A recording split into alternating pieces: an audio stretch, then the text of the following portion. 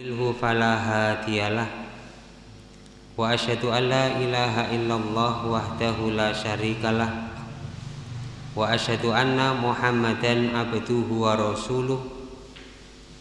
Allahumma sholli wa sallim ala nabiyyina Muhammadin wa alihi thahirin wa sahbihi ajma'in.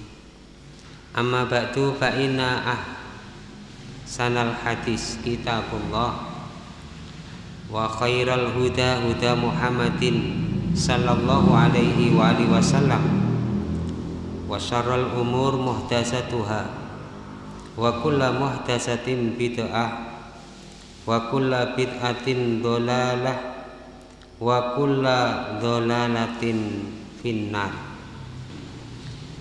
Ibu bapak muslimin rahimakumullah, alhamdulillah kita dipertemukan kembali oleh Allah Subhanahu wa taala di masjid yang mulia ini, di majelis yang agung ini, dalam rangka untuk menunaikan kewajiban kita beribadah kepada Allah, dalam rangka untuk menyempurnakan ibadah kita, meningkatkan ketakwaan kita kepada Allah Subhanahu wa taala.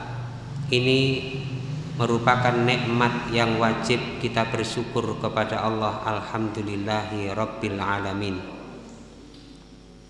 Kemudian sebagaimana biasa kita mempelajari hadis-hadis Nabi sallallahu alaihi wasallam, apa yang dikabarkan, yang diberitakan oleh Nabi, apakah itu berupa perintah-perintah ataupun larangan-larangan, kewajiban kita adalah mendengar dan mentaati.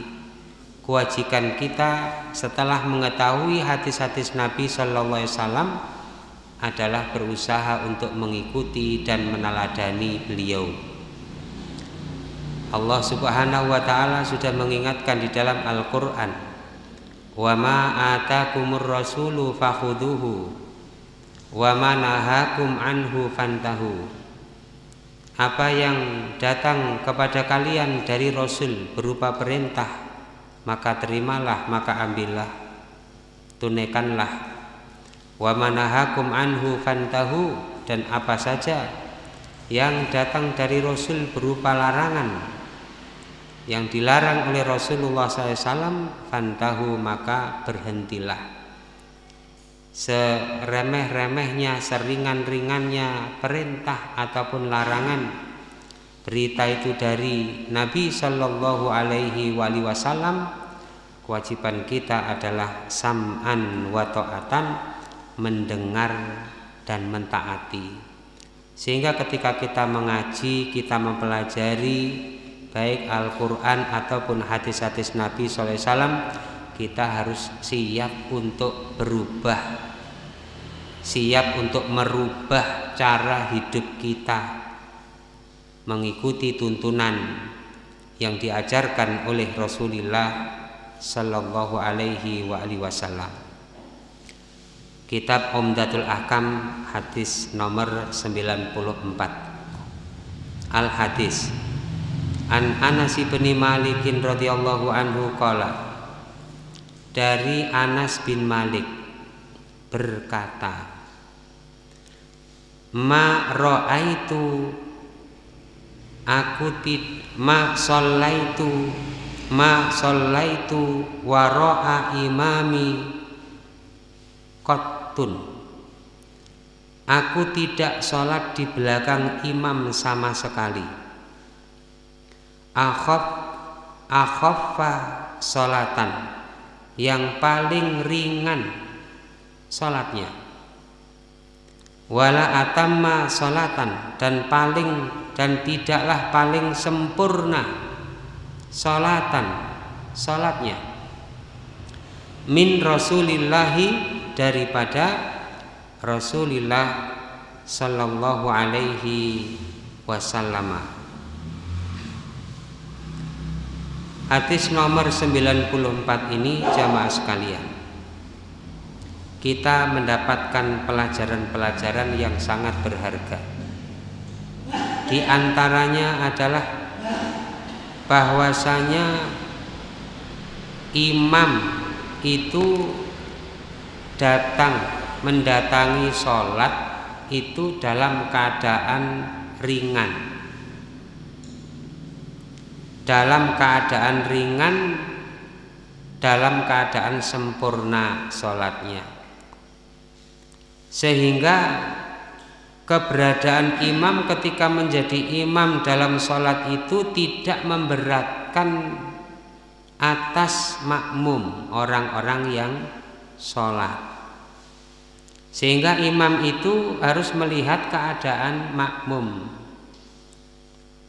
Jadi sambil menata barisan shaf sholat diperhatikan apakah ada yang sakit, apakah ada yang udzur sangat tua, sehingga kalau sholatnya itu panjang dan lama itu menyebabkan makmum itu nanti menjadi berat, sholat kok suwe banget. Tapi ketika melihat ada makmumnya ini muda-muda atau sehat-sehat dan kuat-kuat, disempurnakan, lebih dipanjangkan, tetapi tidak keterlaluan panjangnya. Dan itulah yang dicontohkan oleh Rasulullah Sallallahu Alaihi Wasallam. Jadi imam ketika mendatangi untuk sholat itu supaya dalam keadaan ringan. Ringan itu bapak-bapak, ibu-ibu sekalian, bukan berarti cepat. Sehingga kadang-kadang karena memperingan sholatnya itu sholatnya dilakukan dengan cepat super. Bayangkan 21 rakaat 10 menit atau 21 rakaat 15 menit misalnya, ini terlalu cepat. Padahal kalau kita tunaikan sholat itu dalam keadaan tenang, dalam keadaan tumakninah, 2 rakaat itu bisa dilakukan dengan 10 menit, 2 rakaat. Jadi ringannya, seringan-ringannya itu ya bacaan-bacaan yang dibaca itu bacaan yang pendek-pendek. Misalnya sholat sunnah qobliyah subuhnya itu yang pendeknya, bacaan yang dibaca oleh Rasulullah SAW itu surat Al-Kafirun rakaat pertama, rakaat kedua Qul huwallahu ahad. Itu sholat sunnah sebelum subuh, ringan. Kemudian bacaan-bacaan subuh yang dibaca oleh Rasulullah SAW itu justru bacaannya agak panjang, tapi juga dianggap ringan, tidak terlalu panjang, juga tidak yang dibaca itu Qul ya ayyuhal kafirun saja, tidak Qul huwallahu ahad, tapi ada bacaan-bacaan apa yang kita akan mengetahui dalam kitab ini yang dibaca oleh Rasulullah sallallahu alaihi wasallam di salat-salat al-maktubah, salat-salat yang diwajibkan. Oh, kalau maghrib Rasulullah bacaannya ini, kalau isya Rasulullah bacaannya ini, kalau subuh Rasulullah bacaannya ini, duhur asar yang dibaca oleh beliau itu ini, surat ini dan surat ini misalnya. Akan kita pelajari dalil-dalilnya, kita ketahui dalil-dalilnya insya Allah di dalam kitab ini juga. Dan sholat yang dilakukan itu harus juga dalam keadaan tamatan, sempurna, meskipun ringan tapi sempurna. Wa tamatan hatta la yangkus min sawabiha syai'un. Jadi dilakukan sholat itu dalam keadaan sempurna sehingga tidak mengurangi dari nilai pahala-pahalanya. Ditunaikan bacaannya dengan kaedah-kaedahnya. Misalnya kalau kita baca surat Al-Fatihah itu sebagaimana yang dicontohkan oleh Rasulullah membacanya itu yaqra'uha harfan mufassaratan harfan. Jadi dalam keadaan tiap-tiap hurufnya itu jelas, per hurufnya itu jelas bacaan, dan setiap ayat berhenti berhenti sejenak. Misalnya alhamdulillahi rabbil alamin, berhenti. Ar-Rahmanir Rahim, Maliki Yaumiddin, Iyyaka na'budu wa iyyaka nasta'in, dan seterusnya. Terlebih lagi ada penjelasan dari Nabi Sallallahu Alaihi Wasallam ketika kita baca Al-Fatihah, setiap ayat itu Allah memberikan jawaban. Setiap ayat itu disaut oleh Allah Ta'ala. Allah menyaut setiap ayat yang kita baca. Nah, kalau kita bacanya cepat gimana? Kita disuruh di dalam Al-Quran, Iqra'ul Quran, bacalah Al-Quran, warattilil Qur'ana tartila, bacalah Quran dalam keadaan tartil. Kadang ada imam itu kalau sholatnya ingin mempercepat bacaannya, tidak, alasannya dibaca cepat itu adalah tidak memberikan kesempatan setan untuk menggoda, alasannya, sehingga dibaca dengan cepat. Bismillahirrahmanirrahim, alhamdulillahirabbil alamin, arrahmanirrahim, maliki yaumiddin, iyyaka na'budu wa iyyaka nasta'in, ihdinas siratal mustaqim, siratal ladzina an'amta 'alaihim ghairil maghdubi 'aladdallin. Makmumnya baca amin. Nah, sudah. Kan sering kita dengar seperti itu. Bacaannya amin malah tidak benar. Amin itu bukan sunnah. Tidak benar bacaan amin, seperti tidak benar. Amin, nah, itu yang benar. Nah, kemudian baca surat yang super cepat.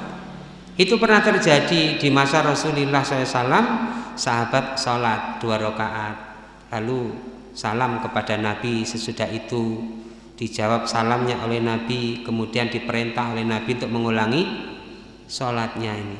Dia taat, lalu sholat 2 rakaat. Selesainya datang lagi kepada Nabi, kemudian diberitahu oleh Nabi disuruh mengulangi sholat sampai terjadi 3 kali. Baru sahabat itu bertanya, kenapa ya Rasulullah? Jawabannya, la ta'jal fi sholatika, dalam sholatmu jangan tergesa-gesa. Jadi sholat cepat itu dipandang tergesa-gesa. Nah, kalau ringan tidak harus cepat. Yang dimaksudkan di dalam hadis ini khafifatan, akhaffa tadi, akhaffa sholatan, paling ringan sholatnya itu bukan sholat yang cepat, ringan, bacaannya tidak terlalu panjang dan sempurna. Maka itmamuha yakunu bil ityani biwajibiha wa mustahabbatiha. Yang namanya sempurnanya sholat itu mendatangi menurut kewajiban-kewajiban di dalam sholat, yang wajib-wajibnya, yang sunnah-sunnahnya itu juga ditunaikan. Hanya saja disebut ringan itu min ghairit tatwil, tidak terlalu panjang. Nah, kemudian pelajaran berikutnya di dalam hadis ini menunjukkan bahwa sholatnya Nabi Shallallahu Alaihi Wasallam itu paling sempurnanya sholat. Makanya Nabi memerintahkan shollu kama ro'aitumuni usolli. Kita diperintah supaya sholat sebagaimana yang dicontohkan oleh Nabi, sehingga kita ini jangan sampai mengurangi dan melebih-lebihi. Prinsipnya dalam ibadah sholat itu sesuai dengan petunjuk Nabi. Agar sesuai dengan petunjuk Nabi, ya kita ngaji, kita mempelajari ilmunya, bagaimana Nabi Shallallahu Alaihi Wasallam menunaikan sholat. Maka setiap orang yang sholat itu supaya semangat menjadikan sholatnya itu seperti sholatnya Nabi Shallallahu Alaihi Wasallam. Ketika menunaikan sholat itu mengikuti contoh yang diajarkan oleh Nabi, sehingga akan mendapatkan keberuntungan, kebahagiaan dengan paling besarnya, paling agungnya pahala. kalau sholatnya itu sesuai dengan contoh. Kadang-kadang kita sholat belum selesai baca Fatihah, imamnya sudah ruku. Kalau kita sholat duhur atau asar gitu. Kalau sholat maghrib, isya, subuh kan masih terdengar. Itu kalau duhur, asar itu kadang-kadang imam itu bacaannya cepat, Allahu Akbar, sami Allahu liman hamidah, Allahu Akbar. Jadi tidak bisa tumakninah, sholatnya tidak bisa khusyuk, tidak bisa memahami, meresapi bacaan-bacaan sholat. Nah, Bapak Ibu muslimin rahimakumullah, sholat itu ibadah mahdhah, khusus kepada Allah, baina al-abdi wa baina Allah, antara seorang hamba dengan Allah. Maka Rasulullah SAW menerangkan, innal musolli yunaji rabbahu. Sesungguhnya orang yang sholat itu dia sedang berbisik-bisik, bercakap-cakap dengan pemeliharanya, yaitu dengan Allah. Fal yangdur bima yunajihi, kata Nabi. Kalau melaksanakan sholat, coba perhatikan betul-betul ketika menunaikan sholat itu. Fal yangdur bima yunajihi, dengan apa ketika dia itu sedang bercakap-cakap dengan Allah.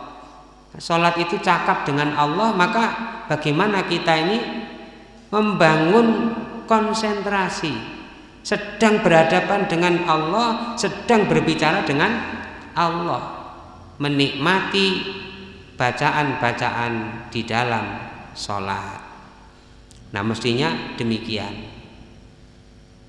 Jadi itulah yang disebut dengan khusyuk. Makanya yahtajul musolli ilal khusyuk. Seorang yang sholat itu butuh kepada kekhusyuan. Di antara bagaimana kita bisa khusyuk di dalam sholat itu, di antaranya yang pertama adalah hudurul qalbi. Kita sholat itu harus bisa menghadirkan hati kita ikut hadir di dalam sholat ini, meresapi, memaknai, memahami apa yang kita baca di dalam sholat. Hatinya hadir, hudurul qalbi.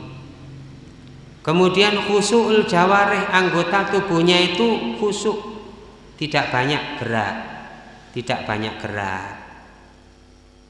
Jadi khusyuk, hatinya hadir. Kemudian syahidul akal, syuhudul akli, akalnya menghadirkan akalnya ikut hadir. Jadi akalnya hadir, menyaksikan, hatinya hadir, memahami bacaan-bacaan sholat. Kemudian tenang anggota tubuhnya itu, badannya tidak terlalu banyak gerak, kecuali kalau ada emergensi, ada darurat, udzur yang mengharuskan untuk bergerak, itu tidak menjadi persoalan. Ini untuk membangun kekhusyuan di dalam sholat, supaya sholat kita itu sesuai dengan tuntunan yang diajarkan oleh Nabi kita Muhammad Sallallahu Alaihi Wasallam. Nah, sholat yang paling sempurna, yang memberikan contoh kepada kita, itu adalah sholatnya Rasulullah Sallallahu Alaihi Wasallam. Kemudian ditiru oleh para sahabat, bagaimana sholatnya Rasulullah Sallallahu Alaihi Wasallam.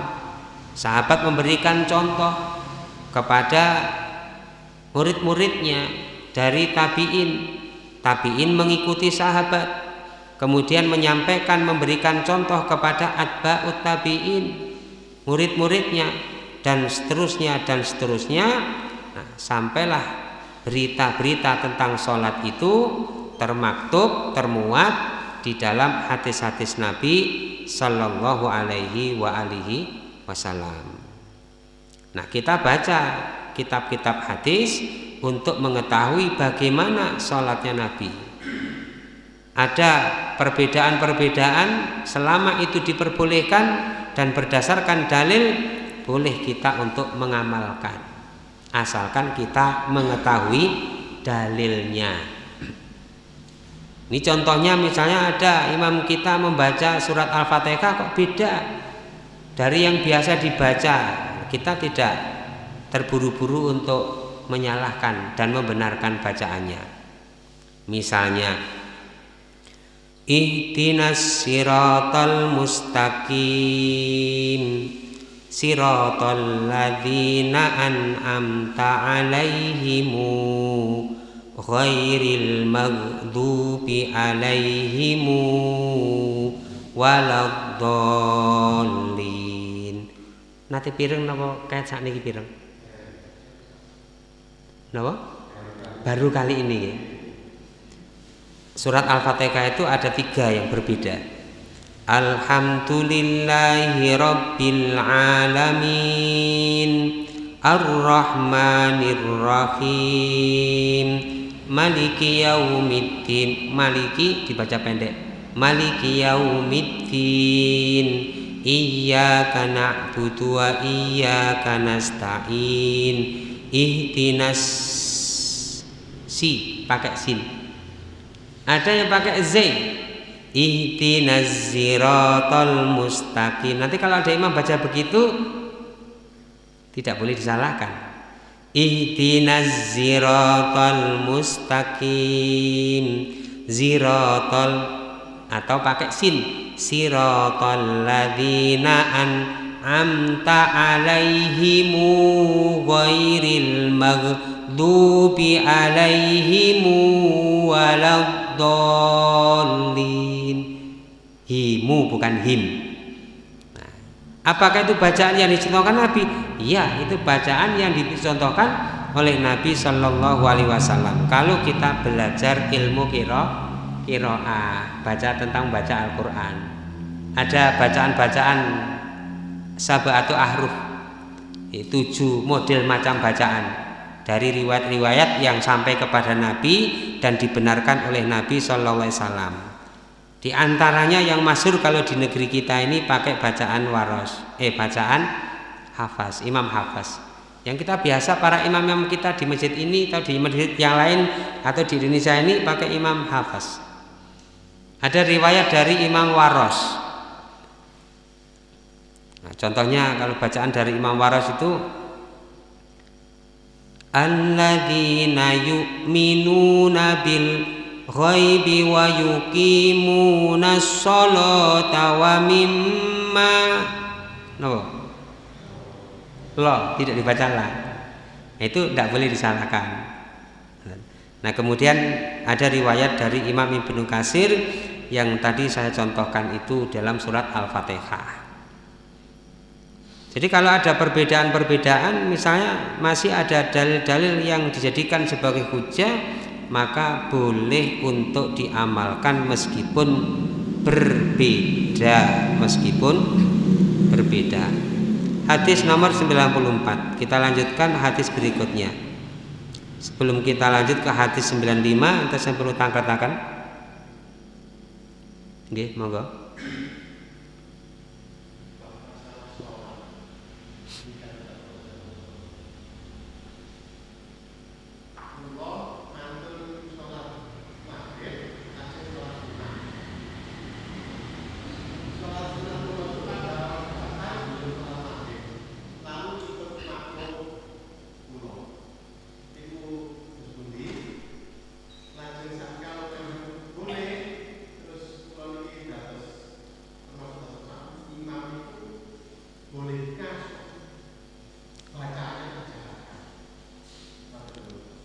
Jadi kalau kita melakukan salat sunnah kemudian ada makmum yang akan mengikuti kita, memberitahu kepada kita untuk bergabung menjadi jamaah, kan begitu, maka itu boleh untuk kalau si yang bersangkutan tidak mengetahui dia salat sunnah.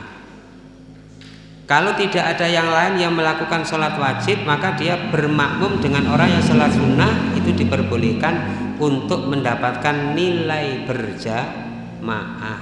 Sedangkan imam yang melakukan sholat sunnah tadi tetap membacanya dalam keadaan sir, tidak jahar, karena dia sedang sholat sunnah. Adapun nanti kalau ada kekurangannya karena dia masbuk, maka dia melanjutkan ke rakaat berikutnya. Ngerti nggih? Nah, kecuali kalau ada jamaah lain yang belum sholat, ada yang beritahu itu sholat sunnah, terus cari yang lain untuk bisa berjamaah. Kalau tidak ada, ikut tidak apa-apa. Sholat sunnah tapi dia sholat wajib untuk mendapatkan nilai jamaah. Kita lanjutkan hadis nomor 95 an Abi Kilabah Abdillahi ibni Zaidin Al-Jurmiyyi Al-Basriyyi. Qala, berkata Abu Kilabah, Ja'ana Malikun ibnul Huwairisi. Malik bin Huwairis itu pernah datang kepada kami. Fi masjidina hada, di masjid kami ini. Faqala, lalu dia berkata, sinten yang berkata nih? Malik bin Al-Huwairis. Inni la usolli bikum.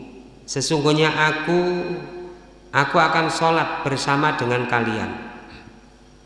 Wa ma uridu as-sholata, dan tetapi, boleh wawu bisa dikatakan tetapi, dan atau tetapi aku tidak bermaksud untuk sholat.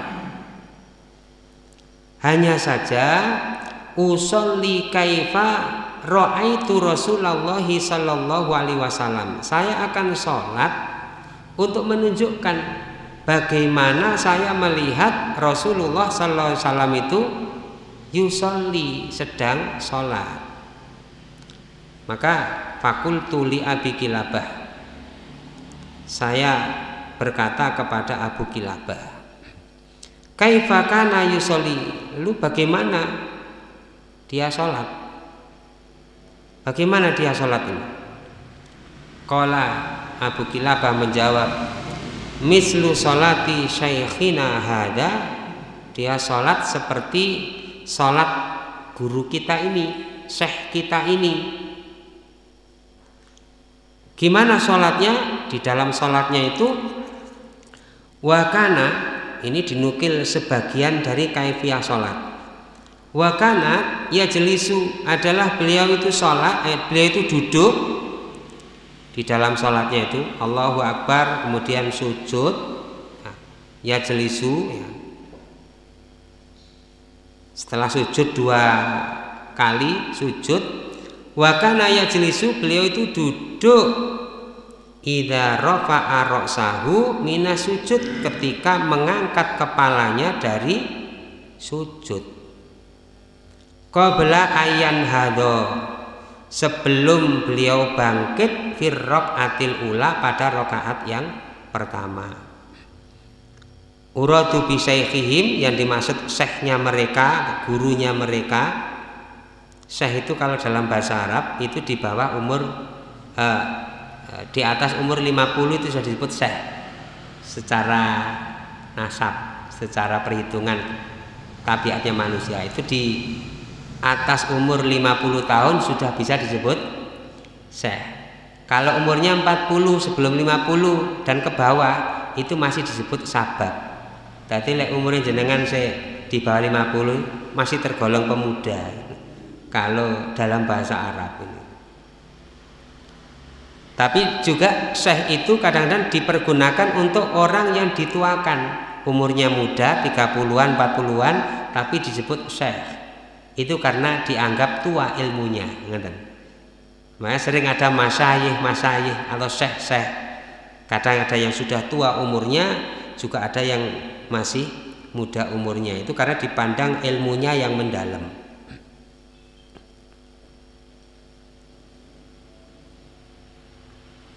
Wa kana yajlisu idza rafa'a ra'sahu minas sujud qabla ayyan hadha fi raqatil ula. Nah, itulah yang dicontohkan oleh sahabat tentang bagaimana sholat yang diajarkan oleh Rasulullah sallallahu alaihi wasallam. Nah, jadi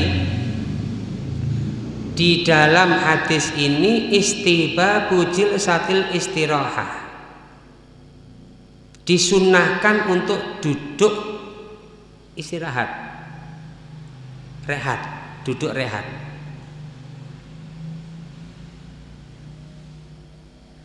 Tempatnya di mana? Anna maudhu'aha indan nuhudi minas sujudi ilal qiyam. Tempatnya itu pada saat akan bangkit dari sujud untuk berdiri. Kalau paringi contoh nggih. Kalau paringi contoh niki. Ini enten apa? Anggap mau nih enggak nggih. Hanya memberikan contoh saja. Jadi ketika sudah baca kemudian apa sami ini ya rukuk sami Allahu liman hamidah, kemudian sujud. Sujudnya 2 rakaat, 2 kali sujud nih. Nah, kemudian ada sebagian kita yang langsung begini. Oke? Ada apa betul? Nah, kalau ada, ini yang dicontohkan oleh Nabi tadi dalam hadis yang kita pelajari tadi. Jadi Rasulullah itu yang dicontohkan sahabat namanya duduk jilsah al-istirahah, duduk istirahat sejenak. Duduk dulu. Jadi sesudah 2 kali sujud, Allahu Akbar. Jadi ada apa nih, Pak? Nah, kaget dulu. Kaget dipahami ya?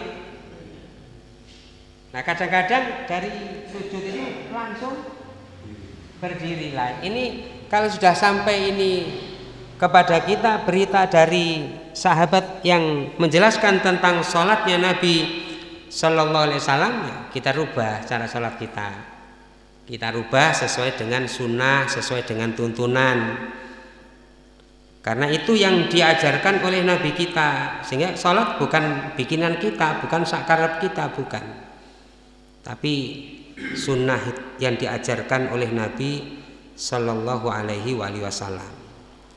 Takbirnya berapa kali? Ya takbirnya 1 kali. Jadi duduk dulu, kemudian baru bangkit berdiri. Nah, kemudian di dalam hadis ini kita mendapatkan pelajaran jawazut ta'lim bil fi'li. Bolehnya pengajaran ilmu itu dengan perbuatan. Sebagaimana dicontohkan sahabat, saya tidak ada maksud untuk sholat, tapi saya memberikan contoh bagaimana sholatnya Rasulullah Sallallahu Alaihi Wasallam. Ini saya praktekkan, begini loh sholat Rasulullah itu. Tapi di dalam hadis ini disebutkan satu bagian yang dibahas, yaitu pada rakaat yang pertama, dalam hadis yang lain juga pada rakaat yang ketiga. Jadi itu tidak langsung berdiri, tapi duduk dulu baru kemudian berdiri. Pun jelas napa mboten niki? Jelas Bu nggih? Kita lanjutkan hadis nomor 96. An Abdillah bin Malik. Yang dimaksud Abdullah bin Malik di sini adalah Ibnu Buhainah radhiyallahu anhu. Annan Nabiyya sallallahu alaihi wasallam, bahwasanya Nabi sallallahu alaihi wasallam kana idza shalla, adalah beliau ketika melakukan salat, farraja baina yadaihi, beliau merenggangkan di antara 2 tangannya, hatta yabdua bayadu ibtaihi, sampai tampaklah putih 2 ketiak beliau. 2 ketiak beliau. Kula paringi contoh malih kersane semerap. Jadi waktu sujud salatnya itu Nabi begini.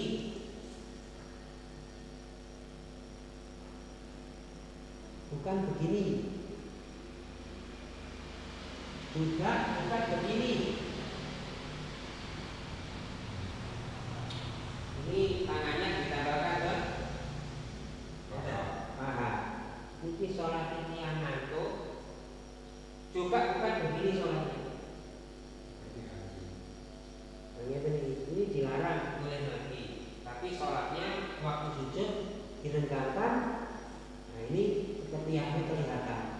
juga tidak terlalu begini, tapi biasa saja seperti kelihatan. Kemudian waktu sujud juga tidak begini, ngeten nggih. Nek sujud ngene mboten. Itu harus dirubah. Jadi harus lurus berdiri antara pangkat dengan lututnya.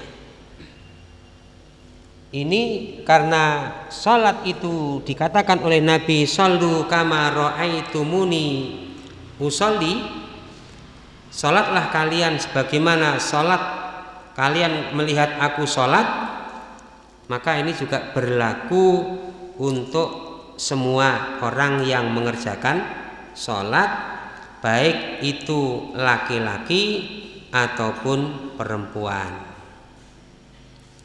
Sebagian ada yang waktu sujudnya itu diginikan bagi perempuan, nggih. Niki dikumpulkan. Memang ada riwayat seperti itu, tetapi mursal hadisnya. Kalau kembali kepada hadis yang sahih, sallu kama ra'aitumuni usolli, salatnya persis yang dicontohkan oleh Nabi Sallallahu Alaihi Wasallam. Seperti itulah Nabi waktu sujud itu. Cara salatnya ini merenggangkan di antara dua tangannya itu.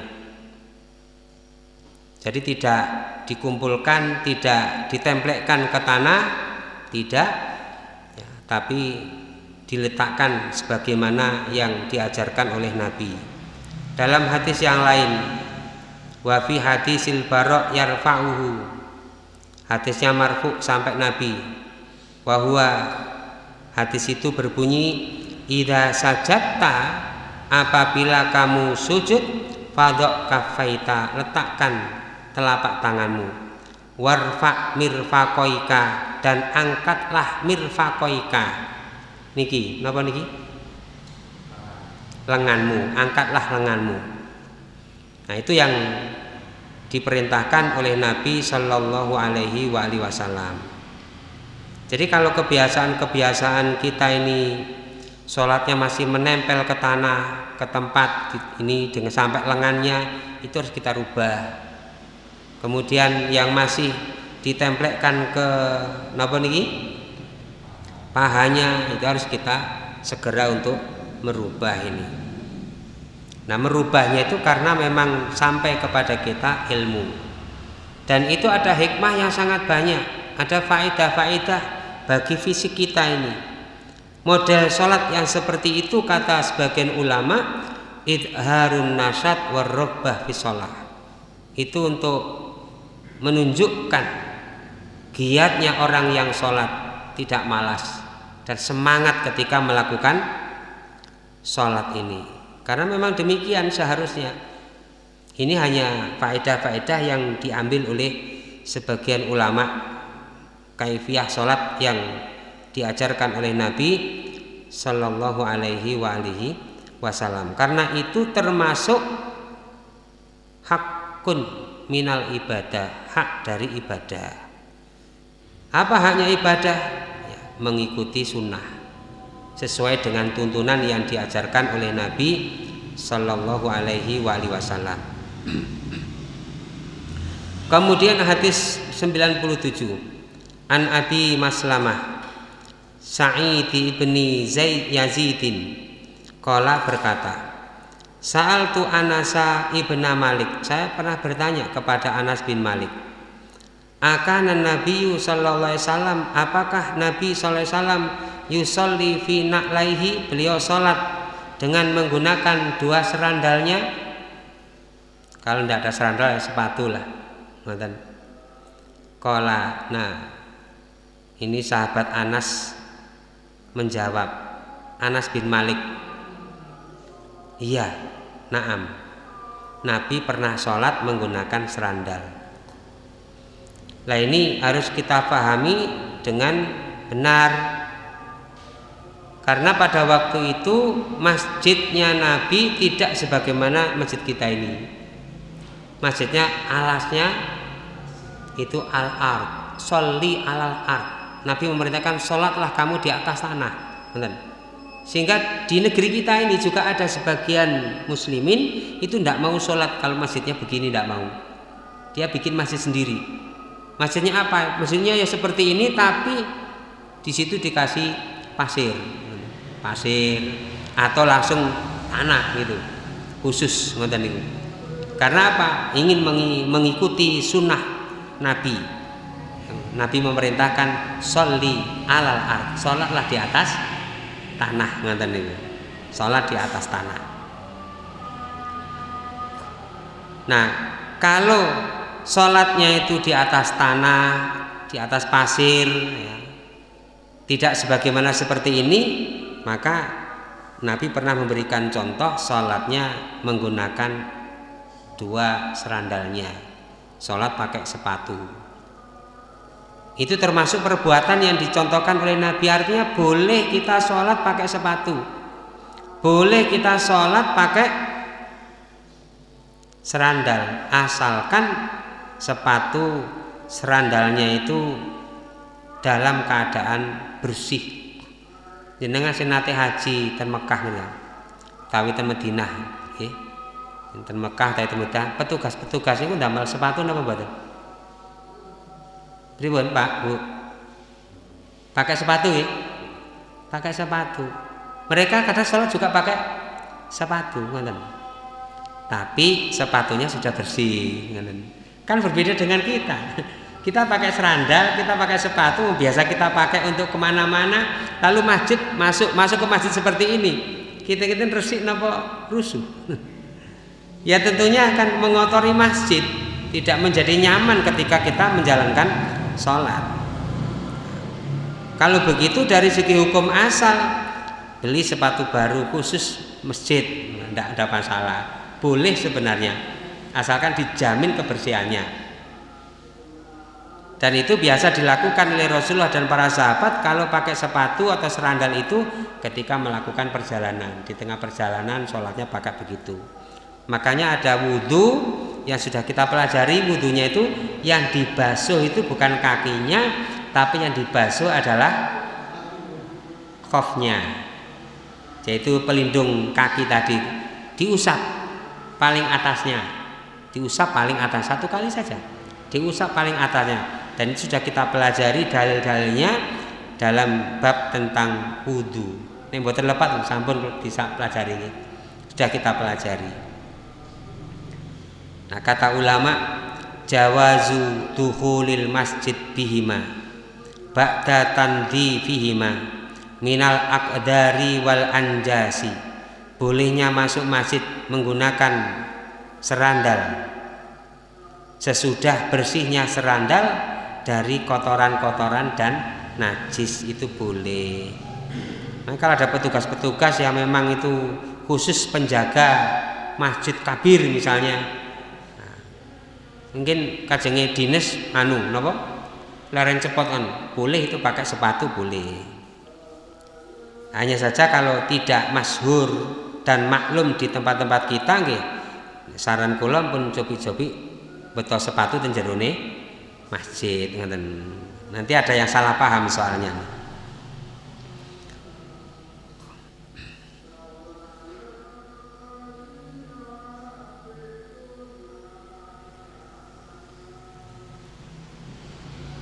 Artinya di dalam hadis ini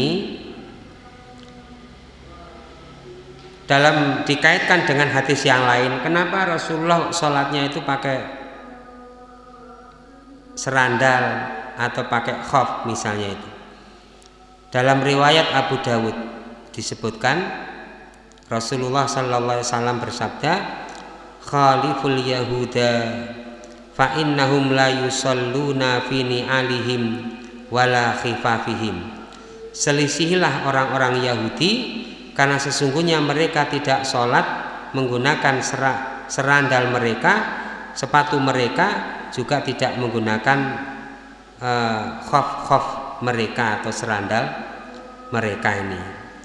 Hanya saja harus diketahui, idza jaa ahadukumul masjid falyangdur. Ketika datang salah satu kalian masuk masjid, supaya memperhatikan, fa in ra'a fi na'lihi qadaron, Kalau dia itu melihat pada serandalnya atau sepatunya ada kotoran, au ada atau gangguan, fal yamsahhu, supaya membersihkannya, membasuhnya, wal yusolli fihima, boleh dia sholat pakai sepatu. Hanya saja ini kalau masjid-masjidnya itu masyhur biasa pakai sepatu. Kalau tidak biasa menggunakan sepatu ya kita harus lepas mengikuti aturan setempat. Tapi dari segi hukum, asalkan sepatu atau serandalnya atau khofnya itu dalam keadaan bersih dari kotoran-kotoran, dari segi hukum asal itu sah sholatnya. Sholat menggunakan sepatu. Bapak Ibu muslimin rahimakumullah, 3 hadis yang kita baca, mudah-mudahan ini menjadi tambahan ilmu yang bermanfaat. Saderenge kita akhiri, wonten perkawis yang perlu ditangkataken. Monggo Pak.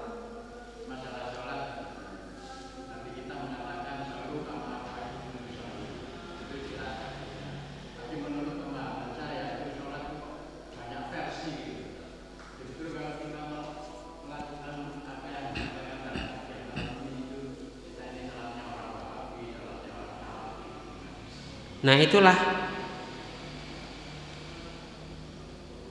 kebodohan umat. Maksudnya kebodohan umat itu karena belum mengetahui dalil-dalil secara keseluruhan.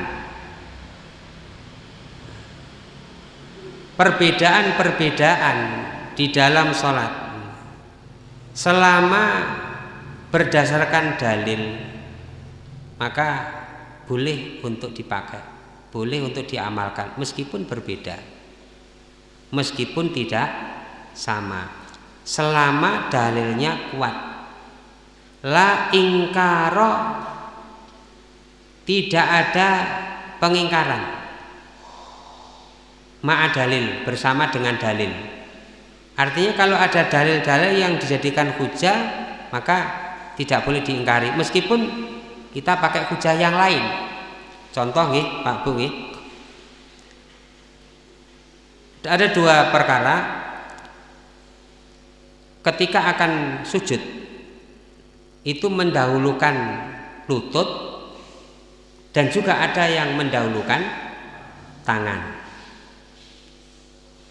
Dua-duanya ini dari segi mustalahul hadisnya, dua-duanya hadisnya itu sahih.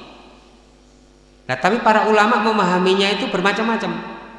Ada yang memahaminya hadis itu mukallaf, mukallaf terbalik, seharusnya begini. Oh tidak, seharusnya begini. Maka saya diajari oleh guru saya, berdasarkan pendapatnya para imam madhab itu, idza sahal hadis bahwa madhabi, kalau ada hadis yang sahih maka itulah pendapat saya. Jadi para imam semuanya begitu, Imam Syafi'i, Imam Hanafi, Imam Hambali dan para ulama warasatul anbiya, ketika ada hadis yang sahih itulah yang dijadikan sebagai pendapatnya. Nah karena itu hadisnya sama-sama sahih, berarti itu boleh, mau pakai yang ini boleh, mau pakai yang itu juga boleh. Sebagian kita, maaf dari saudara-saudara kita di Wonosalam ini juga atau di tempat-tempat yang lain, itu ada yang harus begini, tangannya dulu, harus tangannya dulu ketika nempel ke tempat sujud, sehingga kalau ada yang tidak begitu kelihatan, nah ini bukan jamaah saya ini bukan jamaah kita ini. Nah ini kesalahan yang sangat besar. Kenapa? Ya. Kalau orang itu sedikit ilmunya, idza qalla ilmuhu, kata ulama, kalau sedikit ilmunya maka akan banyak mencela. Kalau orang itu sedikit ilmunya maka dia akan banyak menyalahkan. Makanya kita perlu ngaji, kita perlu mengetahui dalil. Contoh yang lain Bapak Ibu, kok dilarang oleh Nabi ketika kita dari sujud ini, Allahu Akbar, kenapa tadi? Salatnya begini. Waktu duduk tahiyat. Apakah ini salah? Kita tidak boleh menyalahkan. Ternyata ulama berbeda pendapat tentang masalah duduk yang dilarang itu. Duduk yang dilarang itu sebagian memang begini dianggap begini dilarang, tapi sebagian memahami yang dimaksud dilarang itu duduknya begini. Nah, ini yang dilarang. Sehingga ada sebagian ulama sholatnya begini.